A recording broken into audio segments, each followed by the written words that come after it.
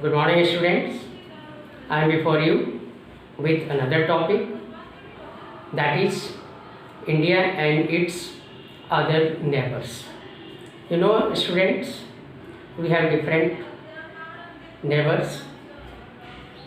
Firstly, we will talk about Bangladesh. Bangladesh, which came into existence in 1971 from the rule of Pakistan with the support of India. So, still, though India had supported Bangladesh, still इनके बीच में बहुत सारे हमारे differences हैं और ये differences विशेष करके the division of and distribution of river waters from Ganga and Brahmaputra. It has become a burning issue. इनके बीच में ये बर्निंग इशू है। हमेशा से ही बांग्लादेश की तरफ से ये कहा गया है कि जो पानी जितनी मात्रा में चाहिए वो बांग्लादेश को नहीं मिलता है। अब बात आती है इंडिया की। आपको भी पता है इंडिया टेररिस्ट अटैक्स को फेस कर रहा है from all it's sides. Bangladesh के बारे में भारत का कथन है और ब्लेम है बांग्लादेश के ऊपर कि बांग्लादेश ने हमारे मुख्य रूप से जो एंटी इंडिया इस्लामिक जो उनका ग्रुप्स है उनको कहीं ना कहीं ये सपोर्ट करता है, जो भारत में अटैक के लिए ये कहीं ना कहीं जिम्मेवार है। इसके साथ ही कभी बांग्लादेश ने एक्सेप्ट नहीं किया कि भारत में बांग्लादेशी किस तरह से एमिग्रेट कर जाते हैं, हमेशा डिनाई कर दिया है।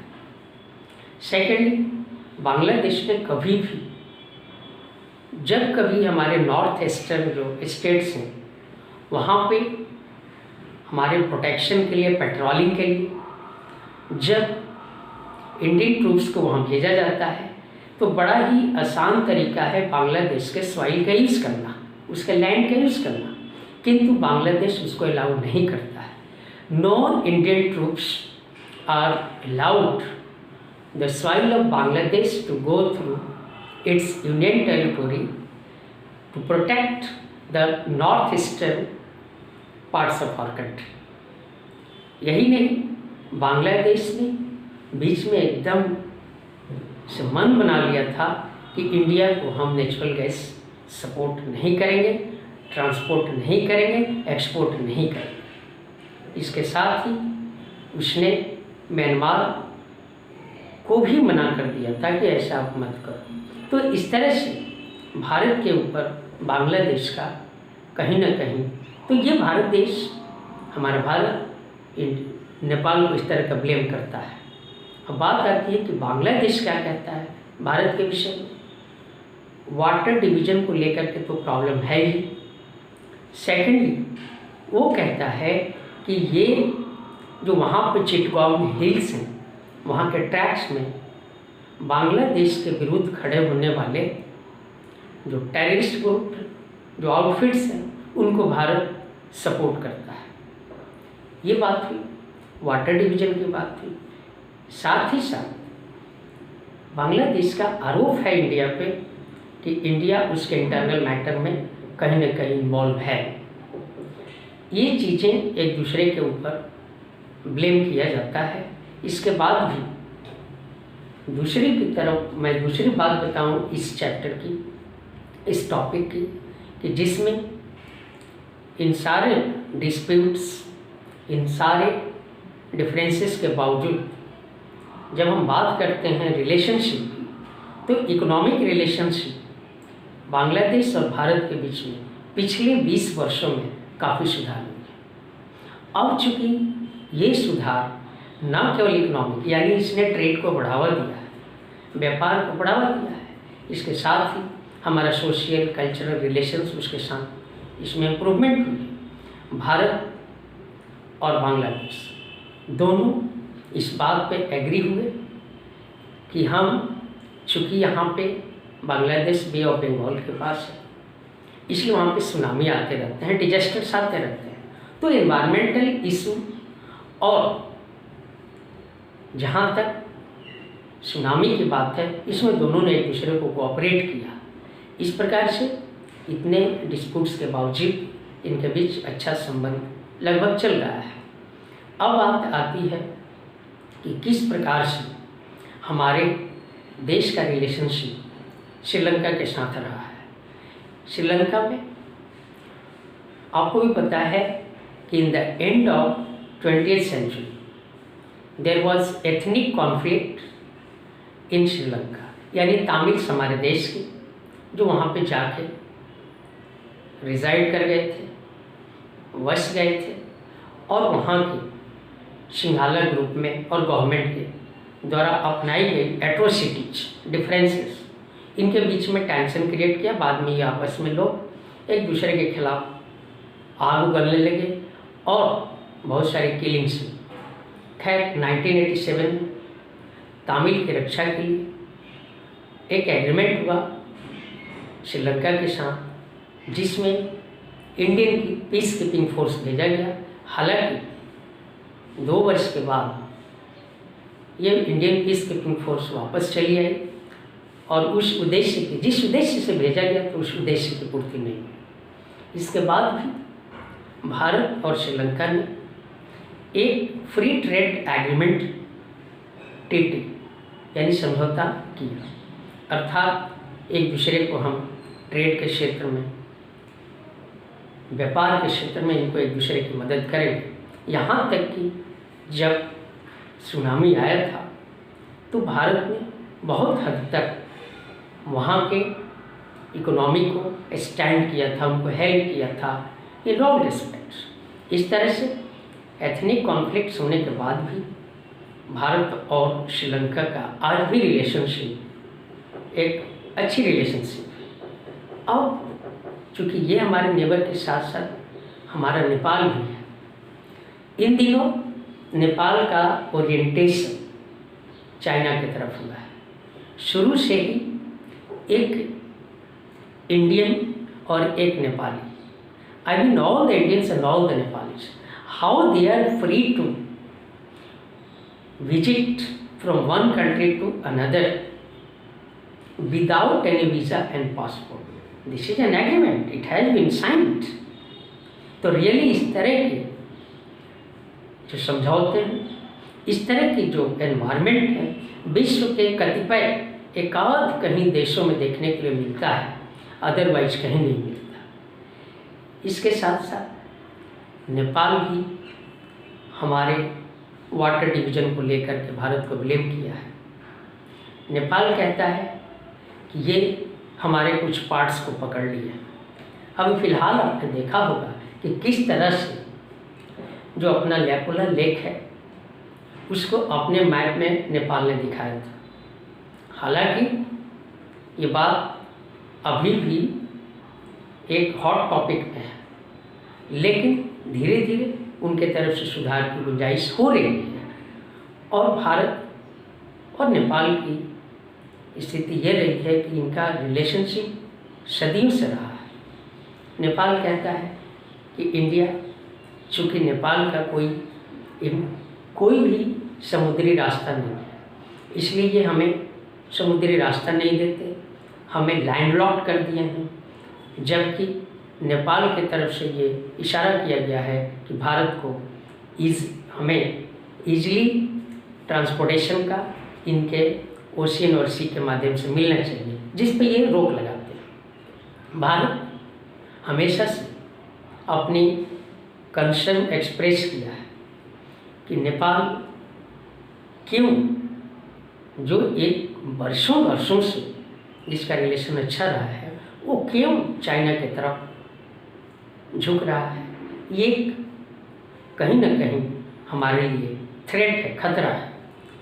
वहाँ पे एमर्जेंस ऑफ जो माओइस्ट ग्रुप्स है, दे आर रियली चैलेंज,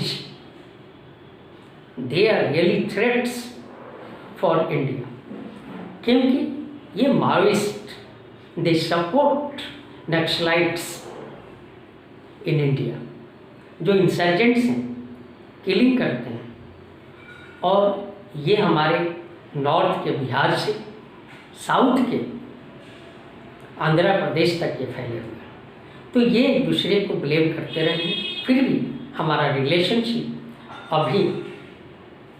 अगर अभी की बात छोड़ दें तो कल तक हमारी स्थिति अच्छी थी, बढ़िया थी, और we hope that there will be a good relationship right from the ancient time, whatever it has been there again will be established in between India and Nepal.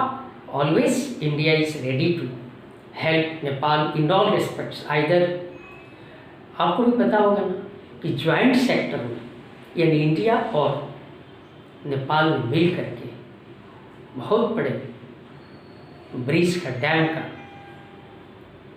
निर्माण किया है, जो दोनों देशों के लिए, चाहे वो इलेक्ट्रिसिटी की बात हो, पानी की सप्लाई की बात हो, सब में सहयोग मिलता है।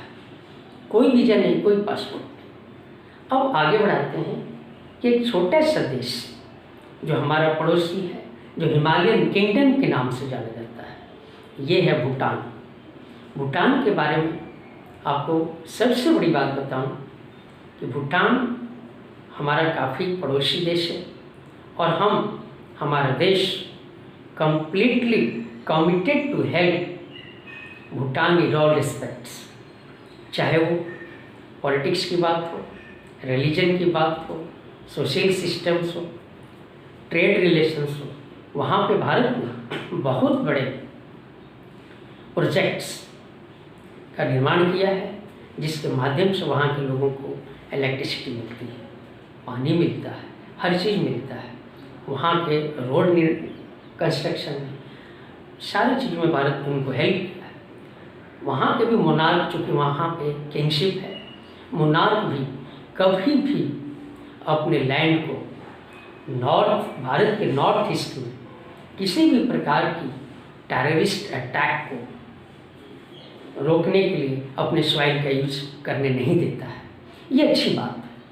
सबसे बड़ी बात है कि भूटान का कोई रिप्रेजेंटेटिव दूसरे देशों में नहीं है, यानी ये काम भी हमारा एम्बेसडर जो दूसरे देशों में, हमारा हाई कमिश्नर जो दूसरे देशों में है, ये नेपाल की बात को इंटरनेशनल स्टेज पे, मंच पे रखते हैं। बहुत बड़ी बात है। अब बात आती है कि एक आइलैंड कंट्री है हमारा जो मालदीव्स है। मालदीव्स के बारे में हम आपको बताएं, चाहे वहाँ की ट्रेड हो, चाहे वहाँ के टूरिज्म हो, या फिर वहाँ पे जो सोशलिज्म है, सोसाइटी है, सामाजिक दायरा है, सब में भारत का सहयोग रहा है। वहाँ पे टूरिज्म और ट्रेड को बढ़ाने के लिए भारत ने बहुत अधिक मदद किया है। Not only that, once some of the Sri Lankan mercenaries they attacked Maldives, it's a smaller country, और वहाँ के आउटफिट ने अटैक कर दिया इस आइलैंड कंट्री मालदीव्स पे। वहाँ के प्राइम मिनिस्टर ने सपोर्ट मांगा भारत से। क्या बात है, it's a great help was given by India to Maldives through both militarily and basically India sent its air force and naval forces there to protect Maldives, and it was protected. So there is a good relationship. Not only that, कभी भी island country है, tsunami आते रहते हैं, earthquake आते रहते हैं, भारत सदैव उसका सहयोग करते रहा है। इस प्रकार से हम देखते हैं कि सारे हमारे भारत के जो पोजीशन है, सबको हमने सपोर्ट किया है। अब भारत की जो पोजीशन है इस बात की ओर इशारा करती है कि कभी कभी इसके ऊपर ब्लेम किया जाता है, जैसे बांग्लादेश है, नेपाल है, इनका कहना है क्योंकि हमारे बॉर्डर सारे स्टेट से लगते हैं और ये कहीं ना कहीं हमारा डिस्प्यूट्स है। बांग्लादेश के साथ तो हमने बहुत अधिक एक्सचेंज भी किया है, क्योंकि कुछ जो हमारे गांव और उनके गांव आपस में मिलते थे, वहाँ जाना हमारे लिए संभव नहीं था, उनके गांव में जाना संभव नहीं था, एक दूसरे के रास्ते को यूज़ करते। इसका ट्रांसफ़र हुआ 2015 में, और ये बहुत बड़ी I mean there was a transfer of enclaves, और ये really it's a good step was taken in 2015। भारत की पोजीशन सब के साथ बॉर्डर लगता है इसका, इसलिए कहीं ना कहीं इसके ऊपर ब्लेम होता है।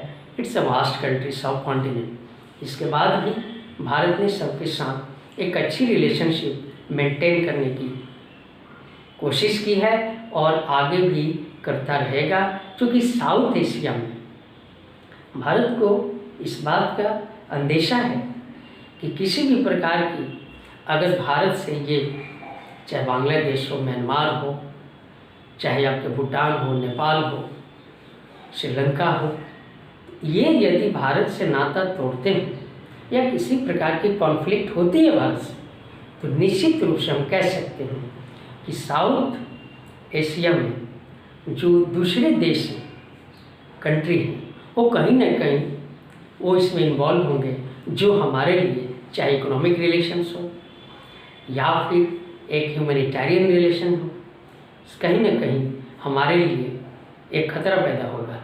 इसलिए भी भारत इनकी सहायता करता है और इनके सपोर्ट में सदैव खड़ा रहता है।